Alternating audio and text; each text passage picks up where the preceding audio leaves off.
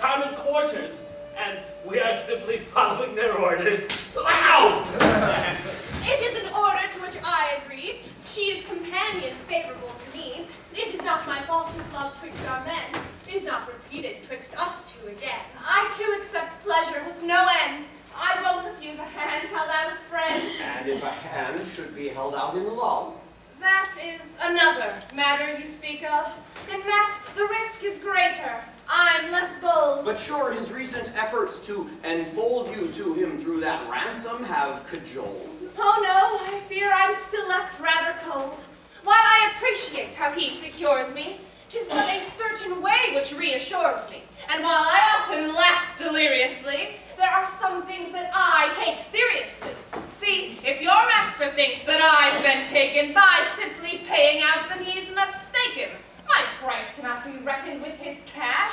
It's not yet time to count me in with his assets.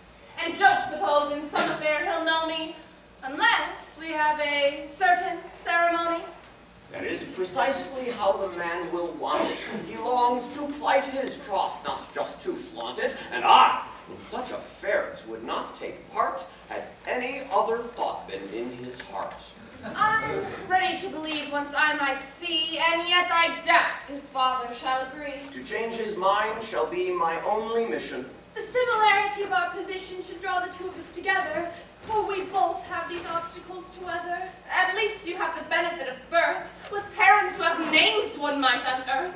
My state yet is a great impediment to father who's less like to give consent until he learns the line of one's descent, regardless of his son's profound intent. At least the love you chase is not preempted to other love which he may be tempted. A change in lover's heart no great concern. One must have some faith a love won't turn. But what I find the greatest shame and bothers the presupposed privilege of these fathers. Oh, that we're forced to scramble, climb and jockey. Why must the road to love be ever rocky? That two hearts above these things might soar. You'd then complain that love's a crashing bore. Tranquility in love is most unpleasant.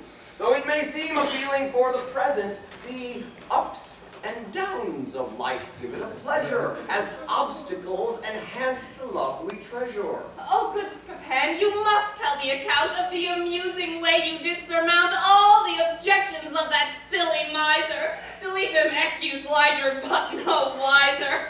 You know, I am your finest fan by half, and dearly pay each story with my laugh. Sylvester tells the tale as well as I. I have some sly revenge I mean to try. Why must you throw yourself back into peril? Security strikes me as stiff and sterile. If you take note of me, you will eschew. That's fine, except I don't take note of you. I'm simply, what in the devil this time will you do? And what the devil cares it to you? Simply noting how often it goes, your shoulders face a shower of such blows. It is my shower. I'll get wet alone. That's true. Your shoulders are your own. Dispose of them in any way you please. Yow! I can't abide this cowardly disease in which the wind of fright blows through so brisk one dare not take the tiniest of risk. Where one is daunted so by consequences, one won't put up the slightest of defenses. We'll need your help. Go on ahead, stand tall. I'll be beside you in no time at all. I can't stand idly by to hear the claim that confidence is broached and I'm to blame. I will defend my honor as by force. No secret may cite me as sloppy source. Scapin, how goes this business with my son? He's well, sir, but I now find that you run a greater risk when out of doors you roam. Oh, what I'd give were you all safe at home. How do you mean? Why, even as we speak, for you, a mob of men do frantically seek. They'll kill you. Me? You. Who would want me dead? The brother of the girl Octave Webb. He thinks you look to interject your daughter into his sister's match, and that you bought her annulment with the father of the groom. With this in mind, he has declared your doom, and set loose all his friends, each desperado, intent on demonstrating their bravado and strength with weapon with which they may thrill him by being first to find Geronte and kill him. As I was approaching, I saw a minor troop of soldiers congregating near your stoop. They were each plotting out and asking for your location and plotting out their acts of degradation. So now you can't go home or left or right without engaging in a nasty fight. What am I to do, my good Scapin? I don't know that there's anything you can. This business is a foul twist of fate, and I would fear my life if I... Oh, wait! What's that? Oh, no, nothing, sir. Can you not help me to get someplace secure? It seems that any place I stick my feet in leaves me at risk of getting soundly beaten. Scapin, you must act out the faithful servant. I beg you with a heart most full and fervent. Don't desert the man you know as master. I care too much to leave you to disaster. I will assist you. You just rest assured. And I shall give you extravagant reward. I'll give you this fine suit of clothes to pay you for. Once I've worn it down a little more. Now here's a thought. We'll sidestep their attack by having you get down inside this sack. What's that?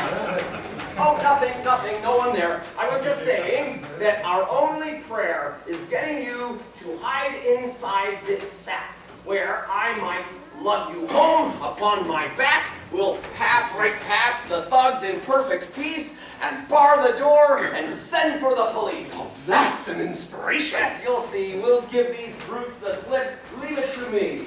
You'll pay me back for that atrocious lie. How's that? I said he's a precocious guy. The enemy whom we will soon defeat. Oh, get in the sack now. Here, sir. First your feet. Get right down to the bottom. And don't stir. Whatever jostles you might yet incur. I'll be still as a stone statue. Oh, hide! Here comes an angry fellow that you might not want to meet in this condition. But will no one help me with recognition of this Geronte whom I set out to kill? Don't move. I'll find this man. That is my will, if he should hide in center of the earth. Don't show yourself. His life won't be worth dirt. Ah, sir! Yeah, you, fellow with the sack. Who? Me, sir? Yeah, I will give you a stack of écus if you help get what I want. I looking for one man, Signor Geronte. You're looking for Geronte? Yeah, looking for him. And on what business? Business? Yeah, yes. To gore him.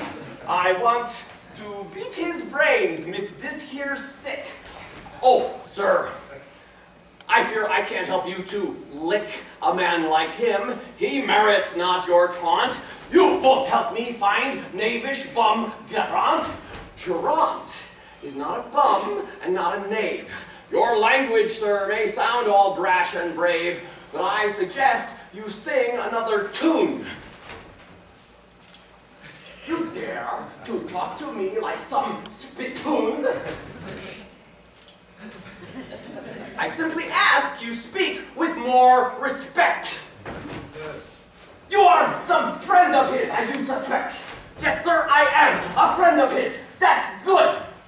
I give you piece of that Geronte's wood.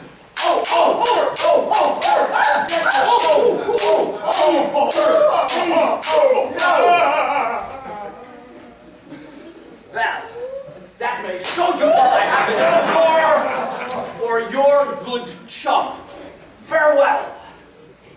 Oh, the devil take the scum.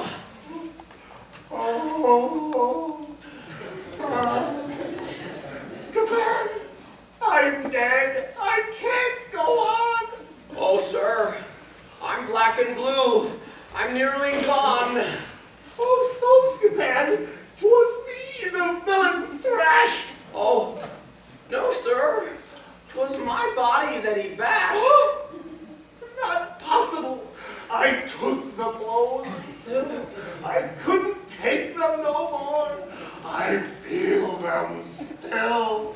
Oh, that was just illusion. Oh? Just a trick. Your shoulders caught the tail end of his stick. I'd have stepped aside to spare my pack. Oh, quick, back inside. A fresh attack. Another one who comes from far away. By God, I chase and chase the bleeding day, and still I cannot find the stinking devil to send him down to 6 feet under level. He's in now. You, sir, can you instruct me? Master Geronte, it seems that he has ducked me. No, sir. Can't say as I know where he's gotten. You could tell me where the fool, besotted excuse for no good petty swineherd is. I want to test my blade on flanks of his and maybe give him gift of blows on back. I tell you, sir, I don't know. What's in sack? I think I saw some movement maybe there. Oh, I'm sorry, sir, you take some special care? Oh, no, sir, say I put my blade inside your sack.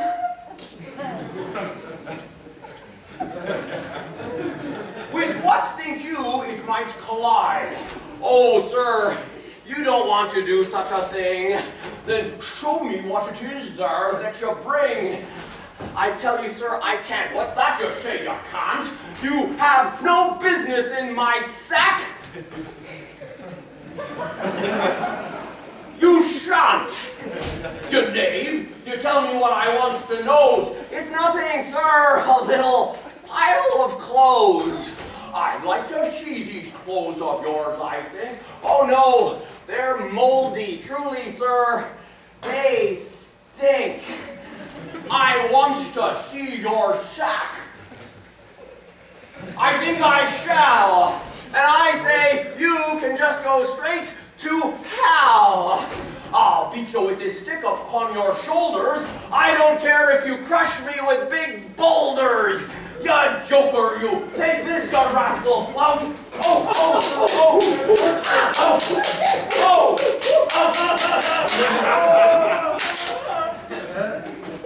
That maybe teach you to be so insolent. Oh, confound the wretch.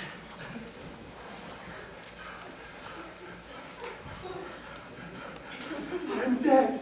I'm spent. They've killed me, sir. I'm naught but black and blue. And why in the devil must they hit me too? Oh, sir! Watch out! Here comes a whole platoon!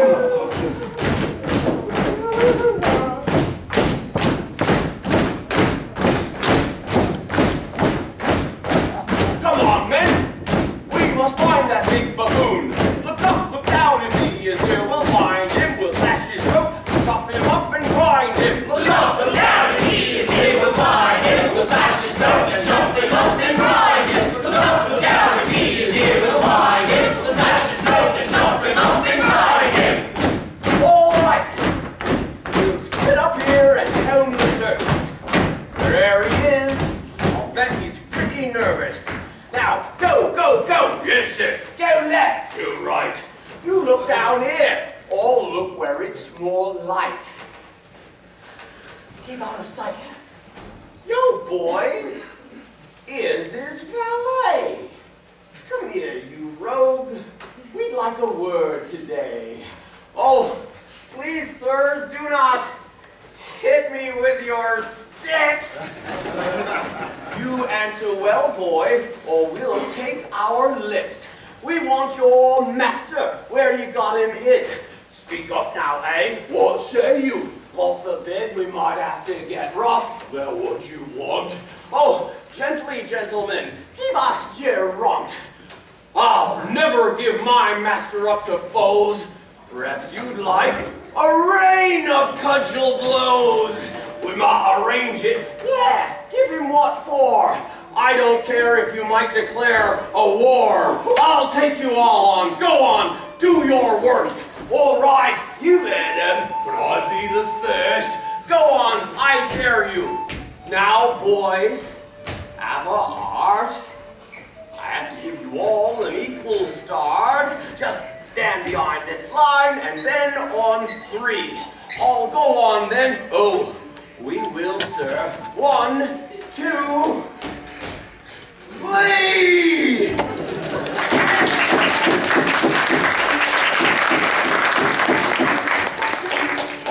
Oh, you wretch, you villain, traitor, dog, you beast! I won't rest until your neck's been greased! Oh, too much! Oh, I have to get some air! I'll make you pay for this, I swear! Oh my, such a story, my, oh my! I can't imagine such a stupid guy! Young lady, I see nothing funny in this, and frankly, I think you should mind your business. How's that? What do you mean? You're making mock. Of you? Of course. Oh, sir, such silly talk. How dare you come here and laugh in my face? I'm laughing at a story here, Your Grace, which I just had the pleasure to aver. Oh, you would find it funny, to my word. It may be part because I'm so involved. I've never heard its like. The joke revolved around a son who had to get some money out of his father. Oh, it was so funny. A son who wanted money from his father. Oh, yes, and it wouldn't be a bother to tell you all the tale right from the start. It might do well to lighten up your heart. I itch to tell it, I'm nearly spilling. I'd love to hear it. All right then, I'm willing. There can't be any harm, no sense to wait. A tale like this will quickly circulate.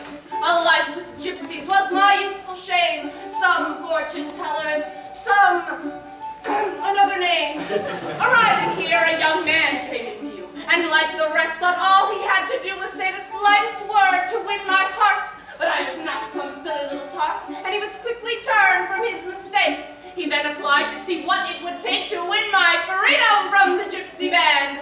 My sponsor, though, like most with those more grand credentials, found he had no ready funds. The consequence of being of those sons whose fathers are the worst of wicked skinflints. Oh, you must know the fellow. There have been hints that this old miser's known both high and low. His name escapes me now. Do you not know of someone known as being tight with cash? No. Oh, his name begins, I cut a flash. It's got a grr, a rod. Oh, this name will haunt me. Oh, I know! They call the man Geronte! That's it! That's him! That is the wicked miser! Oh, don't look surprised. I'd not tell you a lie, sir. Where was it? Oh, yes, the gypsy band were getting set to sail to some new land, and thus my sweetheart very nearly lost me. As helpless I saw how my fate had tossed me, and very dark my future would appear, until a servant, his name is quite clear, Scapin, the man who earns our adulation. The scoundrel! Came up with a keen persuasion. I can't think back without a dinner. He gave this skinflint to consider that while his son watched through the port, he saw a galley went into consort with a friendly Turk, their host, who gave collation, offered up a toast, and while they ate, the galley left for sea. The Turk sent servant back to make the plea to threaten, to sent his son to Algiers, where he'd live out his days in a vale of tears, unless 500 ecus might be paid. The funny part is how the miser weighed the sun against the ecus to unearth which apple of his eye held greater worth.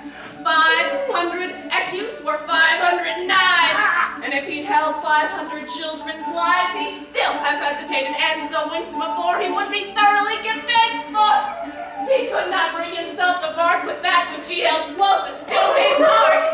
He strategized and muddled to confound it, thought 100 ways to work around it, suggesting the police might go and seize the Turkish ship upon the open sea.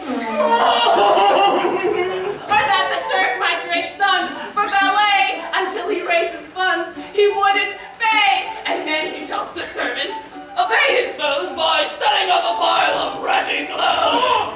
Each time he takes these ludicrous positions, the servant shows how weak his propositions. And there, the man repeatedly implored, but why in the world would he go on? I'll be revenged on this most wretched day. At last then, after all the servant's work, it seems as though you don't enjoy my tale. You know, in fact, you're looking rather pale. Did you not find my joke a bit amusing? I think the man's a dog for so abusing a father who would pay his wicked ways by making miserable his final days.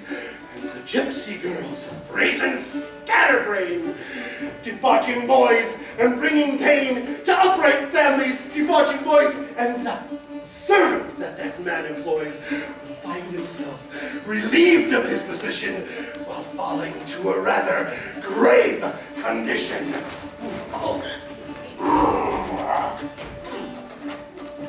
You know that fellow there is the father of your love in this affair. They wish to proceed with some discretion. You know, I was just getting that impression. What's more, I just relayed to him his story. His story? Ah, yes, in all its glory.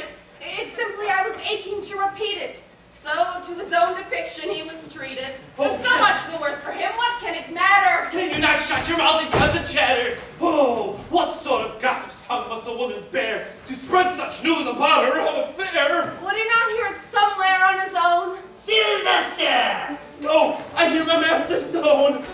So you are in on it, you piece of trash! Yourself, Scapin, and my son all steal my cash! You think I'll stand aside to take this cheating? Good sir, I don't know how Scapin's been treating you, but however we find this resolved, you'll say quite clearly, I am not involved. We'll see, you gallows kite! I'll get the scoop! I won't stand by as anybody do! Signor Argant, I face a bad affliction. Senor Geronte, I find my own sad friction. That wretch Scapin is not a villain worse. Just took 500 ecus from my purse. That same Scapin, if I sir may agree, took 200 pistoles from out of me. And not content with ecus infidel, he treated me in ways I'm ashamed to tell, but he will pay. Oh. Yeah, I want some recompense for this disgrace he went at my expense. Oh, vengeance will be such a happy bliss! Pray, oh, my great heaven, keep me out of prison. And that's not all I fear, my good senior. One grief after another I incur. Just as I thrilled at the return of daughter, word comes to me from the man who was to have brought her that she left long ago upon that ship, and he feels she's perished on that trip. But tell me now, why keep her at a distance, maintaining her through such remote assistance, instead of keeping her here at your side? A family interest had to be my guide, which meant my second marriage stayed concealed. But now here at last, it can be revealed. Senor! Oh, but what's this? Senor! Aha! It's you! Oh, Senor! Call me Geronte. The reasons are concluded, which obligated me to take that name. Oh, it is a pity and a shame that we knew not of this new appellation. It might have helped us in this situation, not knowing to ask for one or another. Why, where is my dear daughter and her mother? Your daughter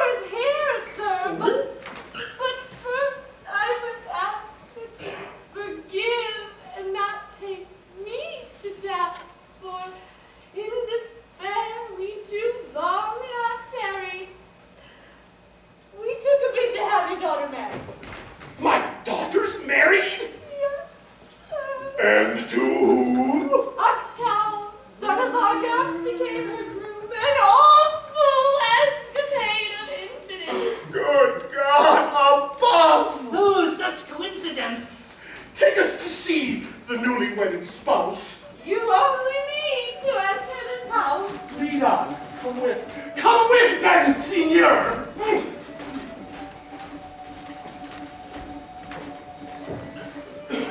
Who would have thought such luck could yet occur?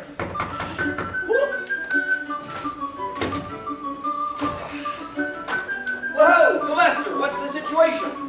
I have for you 2 bits of information. The first, that Hyacinth's not what we thought her. Turns out she's Geronte's long-missing daughter. While we awaited some stern reprimand, by chance, we did what those 2 fathers had planned. The other's that those 2 men now seethe and taunt against you, and none more than our Geronte. That's nothing. Taunts don't fill me with such dread. They are mere passing clouds above my head. At this rate, those 2 sons may mend the tide and leave you by yourself, hung out to dry. Leave it to me, I'll turn their voices dumb. Look it down, and now, here they come. Come, daughter, my joy not be denied. Were but your mother here by your side.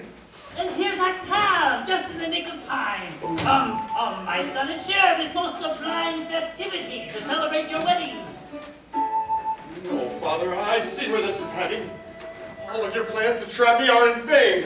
I don't believe that I need to explain. You know by now of my new situation. I do, but if you'd be a little patient. I will not hear a word of this new match. The Senor Geronte's fair daughter is your catch. She will not be a thing to me. But she's the one. Oh, Father, can't you see? I will not take a new wife just to cheer you. But listen. No, I will not even hear you. Your wife. No, Father, I would sooner die. Dear, my dear Hyacinth, I would deny she is the one to whom I've given my life. I will have no other for my wife. Well, she's the one I'm giving you, you dump.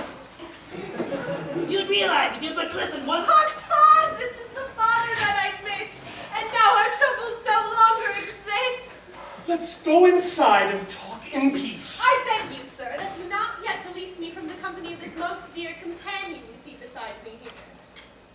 You wish for me to take to my house a miss with whom your brother had a torrid tryst, and furthermore told me to my face 1,000 things to mock and abase. I beg that you excuse my thoughtless joking. I didn't mean to be quite so provoking. All I can say of insubordination is I just knew you by your reputation. What's that? My reputation? Father, now, to be her friend, I've made a sacred vow. My brother did not compromise her virtue, and I'm sure she didn't mean to hurt you. Oh, this is fine. What will they ask me next? A gypsy girl, a credit to her sex, whose parents engage in who knows what. Oh, enough, good father. Just keep your mouth shut. Oh. Do not demean the woman that I desire.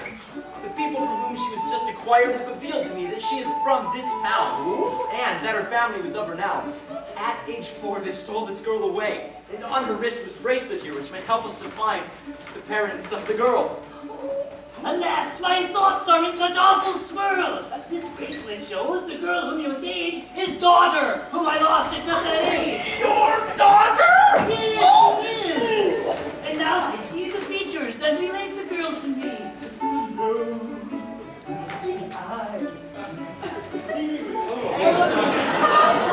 What a fine coincidences! Oh, gentlemen! In action at most great! What's that? Scapin!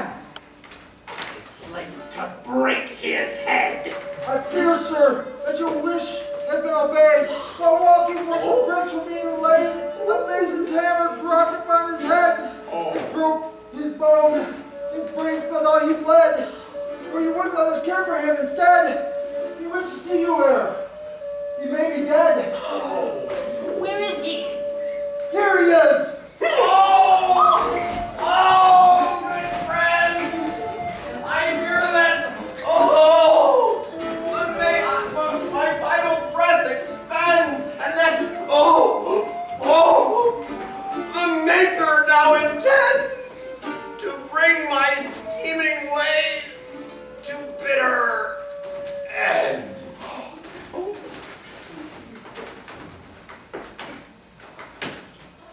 I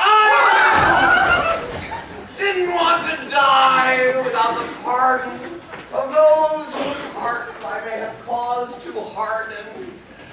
gentlemen, before I breathe my last, I beg that you consider of my past and that you find it in you to forgive this wretched man.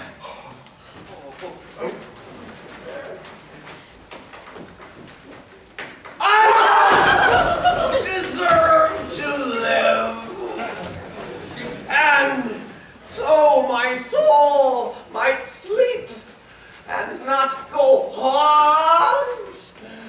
I especially ask our God and good Geronte. Oh! Yeah, for me, Scapin, I now release you from your guilt. Now go and die in peace. Was you, sir, hurt the most? I beat and flouted. I do forgive.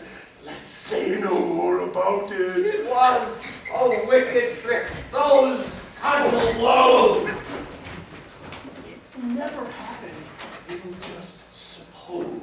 The blackness of my soul. Those cudgel blows.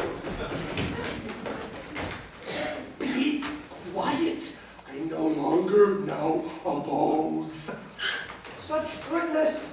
Oh, my soul is almost pure.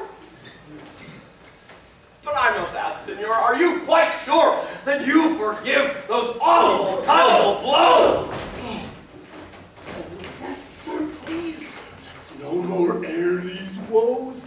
I do forgive. Let's end this little tiff. I'm so relieved that you're no longer miffed. Yes, I do forgive as long as you are dead. Huh? You survive? I take back what I said. Oh, my brain!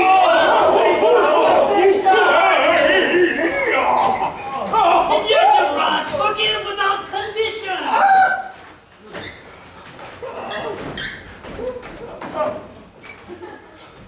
All right then!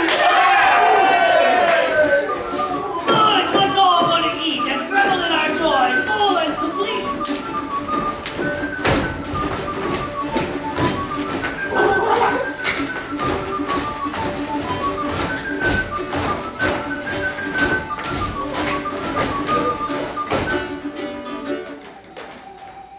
And set me at the foot of this fine feast, and carve me out a bit of this roast beast. Perhaps we'll send someone to get the priest, while we all wait for me to get deceased. And as we marvel how these couples match up, we'll flavor our fine entree with some ketchup.